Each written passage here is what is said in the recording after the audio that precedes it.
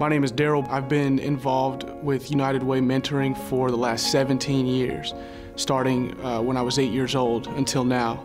Well, growing up in a single-parent home in inner city Houston, my mom knew I needed more than just her, and she could only do so much.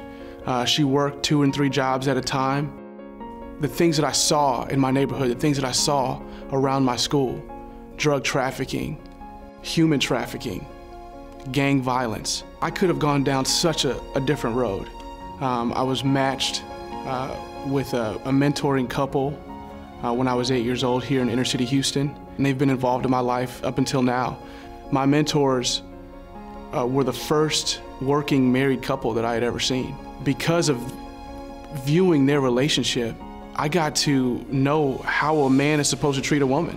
When I was about 10 years old, Greg took me to his office, and he had a big corner office, and he showed me the view of downtown, and he told me that I could have that. He told me that I was smart enough and that I was hardworking enough to achieve any level of success that I could set my mind to.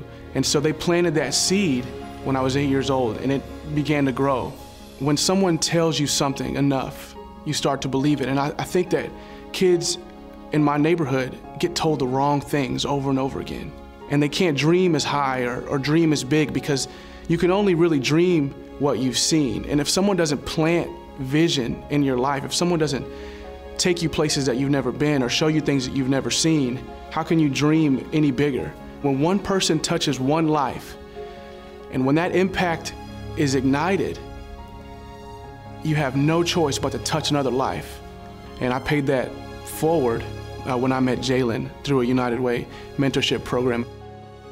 I see myself in Jalen.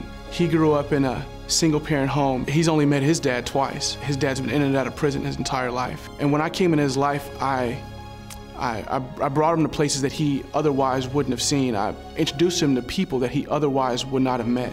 His social skills started to expand. His personality started to bubble and grow. And academics became his focus. And now his goals have shifted. His aspirations are different than they would have been had we not met.